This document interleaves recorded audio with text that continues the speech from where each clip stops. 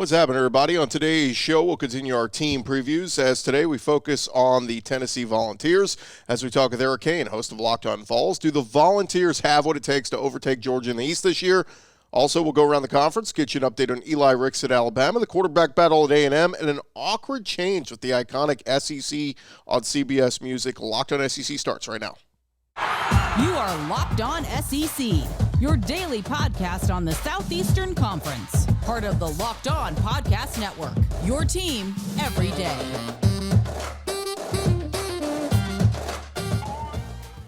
And what's happening, everybody? Welcome into Locked On SEC. It's great to have you guys along. Today's episode is brought to you by BetOnline. BetOnline has you covered this year with more props, odds, and lines than ever before. BetOnline, it is where the game starts. Let's jump into it. Let's go around the conference. Boots out to the right. Takes the handoff. What a catch! Around the conference.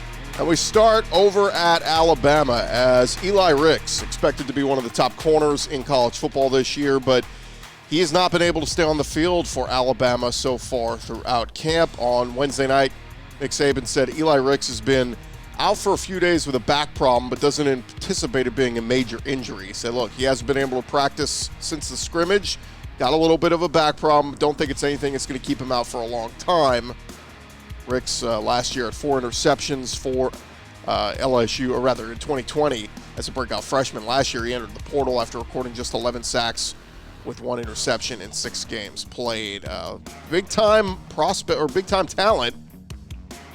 Just will he get on the field and be that guy for Alabama? Time will tell. Meanwhile, over at Texas A&M, Jimbo Fisher and A&M, they will have their next scrimmage on Saturday, but still no decision on who the starting quarterback is going to be. Jimbo Fisher, talking with the media on Thursday, said, we'll wait and see.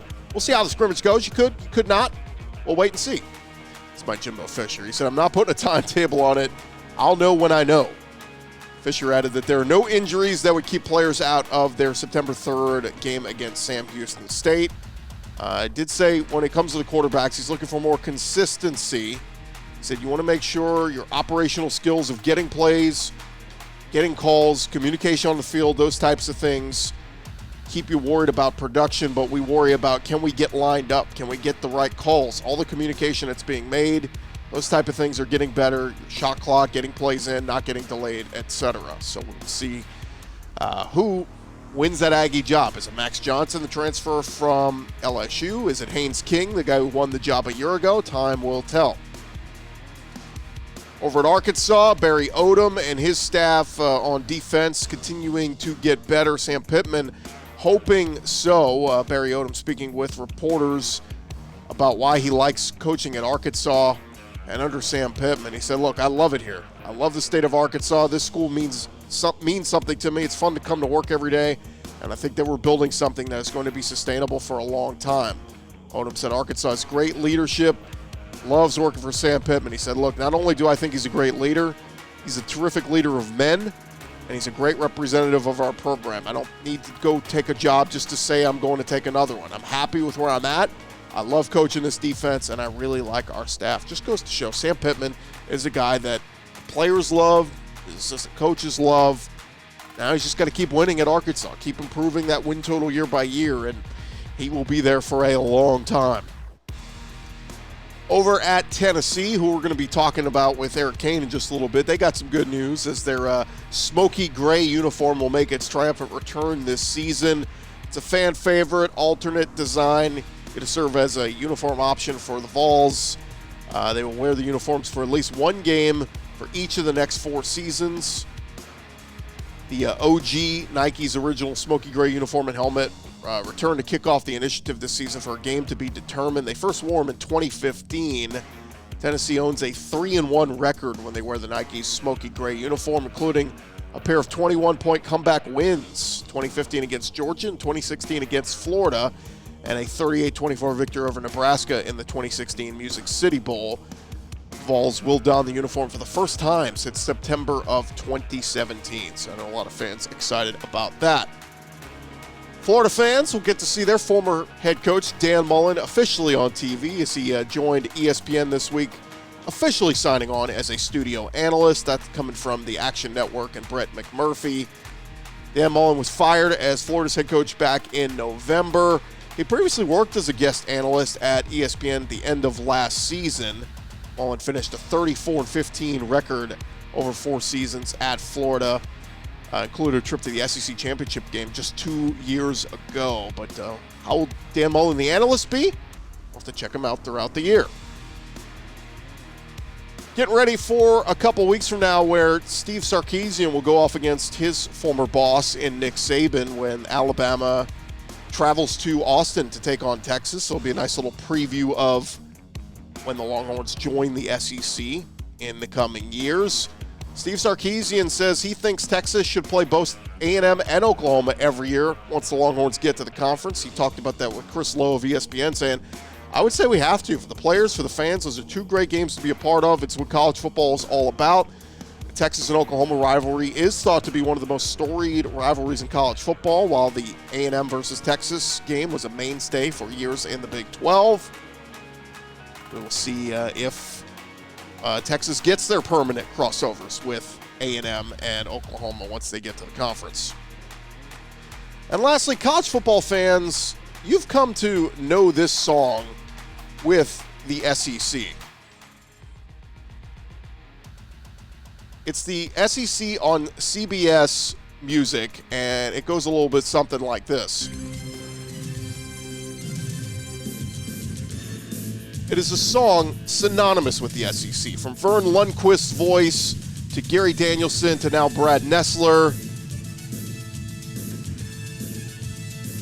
Welcome to Bryant-Denny Stadium as we welcome Georgia taking on Alabama, right? That's what we're used to. Well, a new media rights deal was announced with the Big Ten, which will include Big Ten games in the 2:30 Central, 3:30 Eastern slot on CBS. And the CBS Twitter account released this song over highlights of Big Ten football. I mean, like, we're talking Rutgers highlights. We're talking Michigan State highlights. It just doesn't go. It just doesn't go.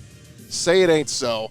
I think part of the deal with the SEC moving to ESPN is they should get rights to that song. Sorry, CBS. That song goes with SEC, not with Big Ten football. And there you have it. That is the latest news going on around the conference. Thanks again for making Locked On SEC your first listen every day. Coming up next, our conversation with Eric Cain, host of Locked On Vols. I want to remind you guys, BetOnline.net, still the fastest and easiest way to check in on all your betting needs. Find all your favorite sports and events at the #1 online source for odds, lines, and games. You can find reviews and news of every league, including college football. They've got tons of stuff coming up there in the coming weeks once the season gets going. They've even got lines on the preseason NFL games. If you want to get in on that action, BetOnline, they continue to be the top online resource for all your sports wagering information, from live in-game betting, scores, podcasts. They've got you covered. Head on over to BetOnline today. You can do so on your mobile device, learn about the action happening today. It is betonline.net. You should bookmark it in your phone. It should be the first place you go every day of the college football season. It is BetOnline, and it is where the game starts.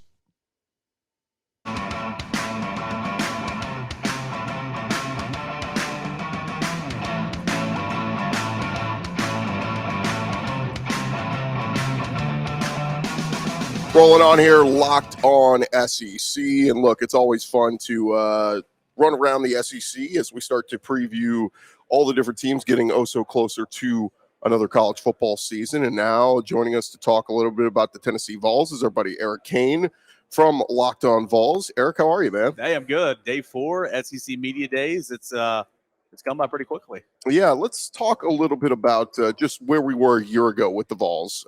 They hired Josh Heupel. I know a lot of people, some people liked the hire, some people questioned it.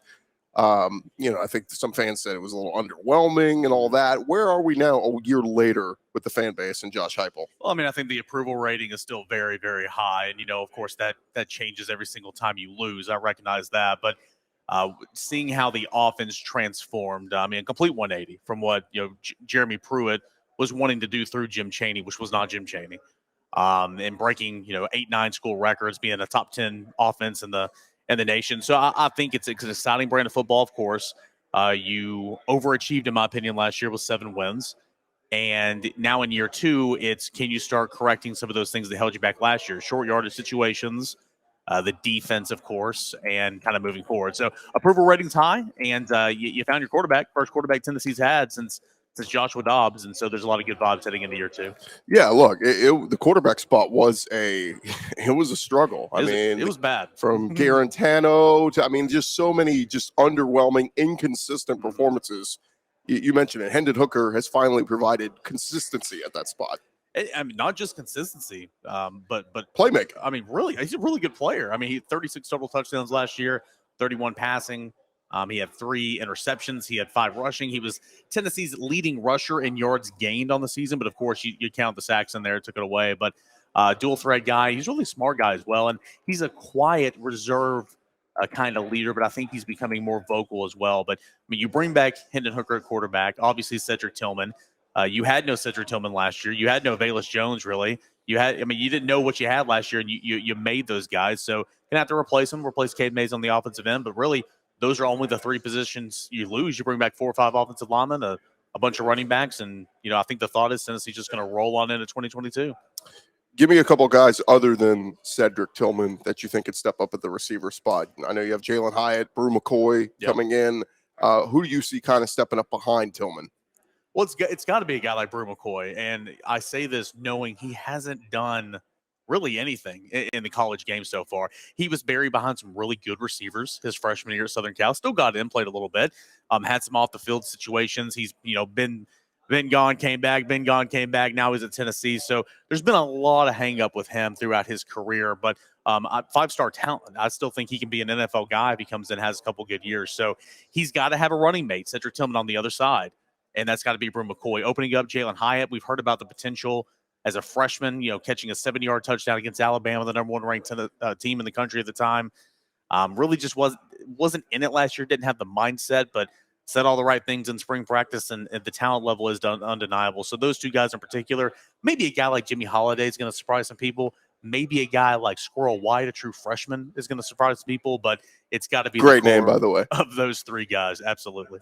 Offensive line, what's your confidence level in them? You still have a Mays. I mean, is that going to be like the next name that just sticks around forever? Like, well, they have a younger brother who I think is like 8 or 9. And Cooper, so probably let's get him committed now. We'll just keep having Mazes. Sorry, Camp Cooper's the one that's there now. Gotcha. Who was the part of the Colquitts? They were there forever. Yep. So just do that with the O line. What confidence level in the offensive line? I mean, it's high. They need to protect Hendon better. They gave up, I think, 44 sacks last year, which was not good. Gave up a lot of pressure for the edges. Remember, Cade Mays missed about half the season, out with an injury and all that. So, but what Tennessee did last year with the offensive line, they had a rotating left guard all season long because their center, Cooper Mays, missed extended time with a high ankle sprain. They moved their left guard, Jerome Carvin, to center, and then they had about 3 or 4 guys filling at left guard all year long, and that's with Cade Mays missing some time at right tackle. And they still need to run the ball more efficiently against better competition, but ran the ball really well in year 1 and put up all those numbers. So 4 or 5 starters coming back. It's about left tackle. Is it going to be J.J. Crawford? Is it going to be Gerald Mincy, the transfer? Is it going to be Dane Davis? Who will play tackle opposite of Darnell Wright? That's the only question mark on the offensive line. Running back, Jabari Small is I guess expects to be the guy. I mean, just the craziness the last few years with productive running backs, and then they leave, they go to Oklahoma, they go here. Yeah. People still don't root for those guys, right? No, definitely not. Definitely not. Jalen Hurd is not a friend for Tennessee fans for sure. Or Eric Gray, who you're talking about right now. Yeah. But talk to me about the position. I mean, do you foresee it's Jabari Small as the workhorse? Who else works in there? He can't be the workhorse because durability is an issue with him. I like the way he runs. He runs hard. I think he's not an all conference back, but he's a good back. He deals with shoulder issues all the time, so he needs a running mate. That running mate will begin with Jalen Wright, who got a lot of playing time as a true freshman last year. A smaller scat back, has put on about 20 pounds of muscle, has looked really good this offseason. We'll see if that can enable him to get the tough yardage. A bigger back, Justin Williams-Thomas, coming in, very highly rated 4-star prospect, kept Auburn away at the last minute on National Signing Day. I expect him to be very much in the role. Got a nice running back out of Dylan Sampson, a speedster. Maybe he can find a role. Then you still have Lenith Whitehead. So you have a lot of the same names coming back, but you need a lot of those guys because, again, You can't count on Jabari Small to give you 25 carries. I know that's not football anymore, but he can't be the guy that gets you 18 to 25 touches a game. His body just won't hold up. On the flip side, defensively, we'll start on their D-line. I know you're very excited about what is there and what the possibilities are on the Vols defensive front. And Byron Young, I think, can be a phenomenal player. I think if he has a standout season and has the stats to go along with them, you're looking at, maybe a day 2 draft pick for Byron Young. He has come on. He's put 50 pounds since coming to Tennessee from junior college, and unbelievable athleticism, looks the part, and finally began to find his role last year after missing some time. He was ineligible the first couple of games. So it starts with Byron Young. Tyler Barron on the other side. Durability, again. Can he play more snaps? Talent's there, but can he be on the field more? Only played about 425 snaps last year when Matthew Butler played over 800. So we'll see what happens there. So it starts with those 2 guys on the edge, and then Amari Thomas in the middle, stepping up, being a leader for this team, now a 3-year starter, a Tennessee native, and those are kind of the 3 guys to watch up front for the Vols. More on our Vols preview with Eric Cain right after this. Continue our Vols preview with our buddy Eric Cain from Locked On Vols, and we were breaking down a little bit of the defense, so let's move next to the linebackers. Juwan Mitchell, Jeremy Banks. Who are some guys you think are primed for a big year? Well, let's start with Jeremy Banks, a guy that came in, was a running back at Tennessee, fumbled too much, then moved to linebacker, ran into a lot of off-the-field issues, and began to finally learn how to play linebacker last year and did it very, very well. Tremendous athlete, plays with a lot of tenacity, gets too many penalties, and that's an issue, but a tackle machine. So as he continues to learn how to play the position, I think he can get any better. I'm talking all-conference top player in Jeremy Banks. He had the stats last year to do it. So Jeremy Banks, let's see what you get out of Juwan Mitchell. That was the big addition, Joe Milton and Joe Mitchell last year. Juwan Mitchell, and he did not pan out. He got hurt. I'm not sure about his buy-in, but we'll see if he can bounce back. Was a non-contact guy in spring, but should be ready to go for fall camp. So those 2 guys. Then you have Aaron Beasley and Solon Page, the 2 guys that played last year that honestly probably shouldn't be playing as many snaps, but nice guys to have to come in to spell those guys. Yeah, and you also would get a transfer in Jackson Hanna from Nebraska. Let's talk a little bit about the secondary. Again, some people keep saying this is a weakness, but I look at Trey Flowers, and it's a really good player to at least help out at the safety spot. Well, I mean, it's only a 30-minute show, Chris, and Tennessee secondary. I mean, goodness gracious. Trey Flowers is a guy that's played so much football. Hard-pressed to find someone that's played more football than him in the Southeastern Conference. Last year was not a good year for him. He and Jalen McCullough, the safety positions. Jalen McCullough, another 4-year starter. Those guys have to play better. They didn't have any depth last year. They had nobody pushing them. Willie Martinez didn't trust anybody else to play but those 2 guys. And they are the best options, but the way they were playing at the end of last season was just not good. So they've got to play a whole lot better. But you do have 2 veterans to lead that group. You have question marks literally everywhere else back there, but those 2 safeties will be back and being the leaders of that secondary bunch. Transfer portal, they've had a lot of different guys. Andre is a Turrentine, the kid from Ohio State. Any buzz on him yet? Not yet. He's a guy that can come in and play a couple different spots. I think he'll be more of a safety, maybe play that star position. He can probably play cornerback if you need to. So you got Andre Turrentine, who's now an option. Wesley Walker for Georgia Tech, who played that star position for 3 years or 2 years or whatever. I think it will have a good chance to play that star position. He's being added to the mix. Christian Charles, a true freshman last year who missed most of the season with an injury, he will play somewhere. Is it corner? Is it star? Is it safety? I don't know, but he'll play somewhere.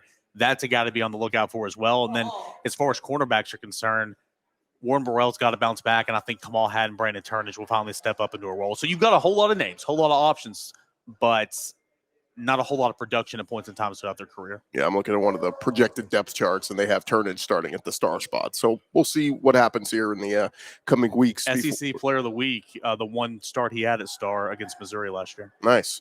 I want to just take a quick peek at the schedule before we wrap up. Ball State, obviously, that's a win. Week 2 at Pitt. That to me is a very, that's one you got to go get. Kenny Pickett's gone. It's a tough environment. It's not Heinz Field anymore. What is it now? Some bank field, whatever it is. But anyway, that's one it feels like you got to go win that one. And it's a prime time afternoon ABC game.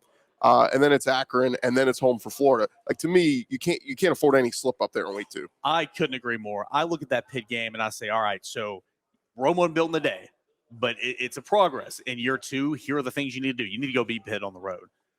Keaton Slovis is not Kenny Pickett, as you mentioned. You lost the best impact player at the skill position in Jordan Addison. He leaves for Southern Cal. You bring back a lot on defense, and that's still going to be a solid team, don't get me wrong, but that's a game in week 2 where you go out and you should win that football game. So Pitt's going to be a huge game. I have Tennessee winning that game, and honestly, Tennessee should have won that game last year, but it self-inflicted mistakes and a big spot call that could have went either way there towards the end. It really told the tale. I think after that, the home game against Florida, you should beat them. They're under a new coach transition year. The week after that, you're at LSU. Should beat Florida, but Tennessee doesn't beat Florida. I know. Should beat Florida. But let's say they do. Okay. At LSU, never easy to go in there. But again, another spot, transition year, new coach. They're still settling and figure things out. Yeah. Now, I haven't got into my super deep research on LSU yet, but I'm kind of chalking that up as an L right now because, again, it is, and as you know, it is such a tough place to play. LSU, like Florida, has talent on that roster, has a lot of talent. But it is going to be, first year in a new system, new coach and all that. And I like the options they have a quarterback. They've got a couple of good quarterback options that I think can really spin and win you some games. Game time will matter. If it's a night game in Death Valley, it becomes a lot more difficult. It's an 11 a.m. SEC network game, LSU sleepwalking, If it's at night, which I don't think it would be because that's the same date as A&M and Alabama. Right. But if it's at night, it's 100% a loss, yeah. in my opinion. So I think that's one of those games to where that's going to be a challenge for Tennessee, but we'll see what happens, especially if they're undefeated. Could be a shootout. Yeah, could be one of those like the Kentucky game last year. You get Alabama after that. Mm-hmm. All I was doing was trying to build it up. There's a chance. 5-0. There's a chance Tennessee's undefeated coming into that game. There's a chance. And Tennessee played with Alabama all the way into the fourth quarter last year. And I know moral victories is not what anybody wants. And I'm not trying to spin it that way. Nick Saban was losing his mind on the sideline, as he does when his things aren't going his way. But then the better team took over, and it still looked like the same score it always does, right? Yeah. So, I mean, in year 2, can you almost win that game? Can you win that game? I'm picking that as a loss right now. I'm not crazy. But I think it showed that Tennessee can go on the road in an environment and play with a Heisman Trophy winning quarterback and put some excitement in there. It's just where good teams separate themselves from Tennessee right now is depth. In the fourth quarter, Tennessee had none. Alabama had reinforcements. So that'll be a challenge, but you're right. I mean, that if Tennessee were to be 5-0 heading into the Alabama game, Knoxville will be on fire. I mean, the SEC Network will be there. Game day would be there. I mean, it'd be huge. The rest of the way, Tennessee Martin, but then you get a home game against Kentucky. That's a big one. Little huge game. Revenge game from last year. It was a shootout. At Georgia, which, of course, we know what that is. Same situation with Alabama. Home for Missouri, should win that one. At South Carolina, we'll see what South Carolina looks like at that point. Spencer Rattler, if he settles in, he's the guy. That one could be really tough. And then at Vandy, you'd like to say that's not hard, but Tennessee has slipped up in that game a couple times. I think they're safe. I think they're safe based on where Vandy is right now. But I'll tell you this: I was really impressed with Mike White earlier this week, the quarterback. Yeah. Vandy. Yeah, I was really impressed with him. But no, Tennessee. You talk about they got you a couple times there. Oh yeah. Tennessee was in a bad spot for sure, but you talk about even 2020 with that horrible that situation was. Tennessee won by like 3 touchdowns. You talk about people losing their mind if that were to happen in year 2 with Heupel. Oh, that'd be bad. I don't think it will. But overall, as we wrap it up, kind of thought on a win total as we just kind of ran through it. 7.5's the line. Hammer the over. Oh, over, yeah. Hammer the over. I think Tennessee can crawl to 8 wins. I think Tennessee has 9 wins in them. I'm going to pick 8 because I've watched enough Tennessee football to know how this works.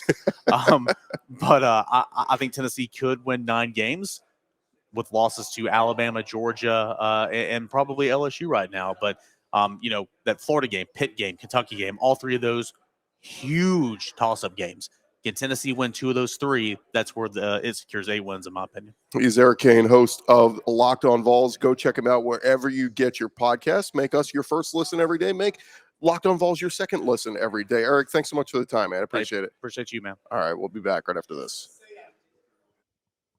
That's going to do it for this edition of Locked On SEC. I'm Chris Gordy. Thanks again to Eric Cain. You guys have a fantastic weekend. We'll talk to you next week as it will be officially game week.